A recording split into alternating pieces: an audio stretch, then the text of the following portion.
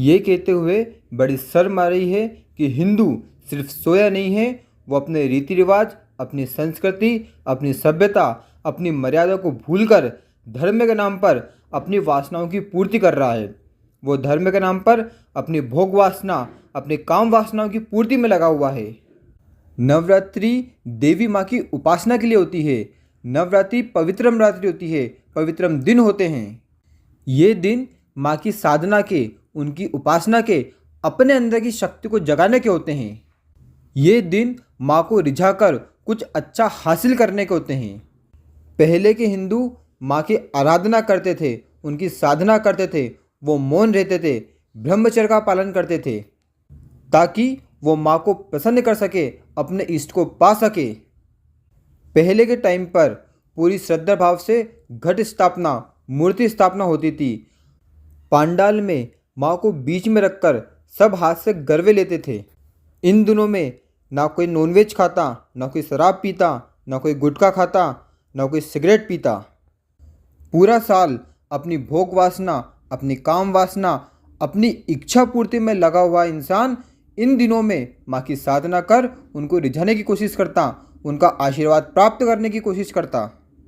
इन दिनों में सिर्फ एक ही लक्ष्य होता कि मैं माँ की आराधना करूँगा और अपने मानव जीवन को धन्य करूँगा, अपना उद्धार करूँगा। ये वीडियो किसी मेले की नहीं है, यह माता के नवरात्रि की झांकी की वीडियो है, जहाँ पर लोग माता के दर्शन करने के नाम पर सामान खरीदने में लगे हुए हैं। इनको मंदिर से, माता से, उनकी झांकी से किसी को कोई मतलब नहीं है, इनको सिर्फ अपना सामान खरीदना है। इनकी घटिया सोच, इनकी घटिया मानसिकता देखिए कि 356 दिन और होते हैं यही सामान खरीदने के लिए, पर नहीं, हम नवरात्रि में ये सब सामान खरीदेंगे। आज हिंदू आस्था के नाम पर ढोंग कर रहा है, उसका स्वांग कर रहा है। जो व्यक्ति कभी माता के मंदिर नहीं जाता, जो कभी देवालय नहीं जाता, कभी भगवान को मानता नहीं, जो पूरा साल मांस मदिरा का पान करता, वो भी नवरात्रि में गरबा खेलने जाता है। गरबा खेलना हमारी आस्था थी, हमारा धर्म था, हमारी संस्कृति थी, लेकिन आज कई लोगों ने उसको व्यापार बना दिया है। नवरात्रि में जो गरबा का बड़ा आयोजन करता है वो 1-1 हज़ार रुपये टिकट रखता है। उसको आस्था से, उसको माता से, उसको नवरात्रि से, हमारी संस्कृति से कोई मतलब नहीं है। वो इन 9 दिनों में करोड़ों रुपए कमा लेता है। और जो लोग वहाँ पर गरबा खेलने जाते हैं, आस्था के नाम पर ढोंग करते हैं, ऐसा लगता है मानो गरबा खेलने नहीं आए हैं बल्कि गर्भ धारण करने आए हैं, क्योंकि वो गरबा आदि नग्न अवस्था में खेलने आते हैं। उनके शरीर के वस्त्र उनके शरीर को ढकने से ज़्यादा दिखाने का काम करते हैं। नवरात्रि में गरबा खेलना बस एक ढोंग, एक पाखंड और एक मनोरंजन बनकर रह गया है।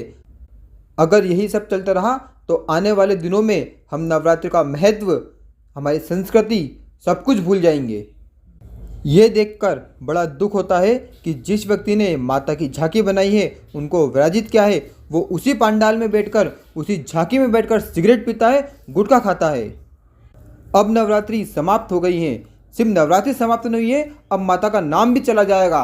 अभी जो व्यक्ति अपने घर में, मार्केट में, सब जगह माता का नाम ले रहा था, उनके भजन सुन रहा था 356 दिन, अब वो माता को याद भी नहीं करेगा।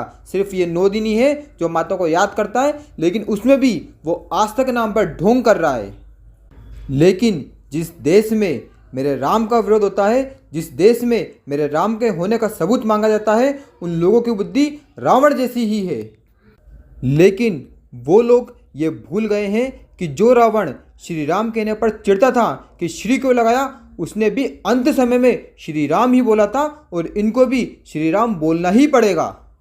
अब हमें चाहिए कि जो व्यक्ति इस वीडियो को सुन रहा है वो अपनी संस्कृति, अपनी आस्था, नवरात्रि के महत्व को जाने, हमारे जो रीति रिवाज हैं किसी भी त्यौहार के, उनको जाने, अपने माता पिता को, अपने भाई बहन को, अपने सगे संबंधी को, अपने दोस्तों को उसका महत्व बताए और अपनी संस्कृति को विलुप्त होने से बचाए।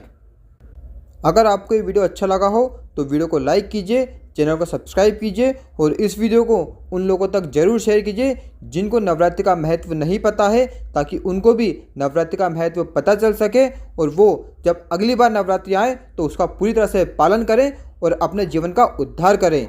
जय माता दी।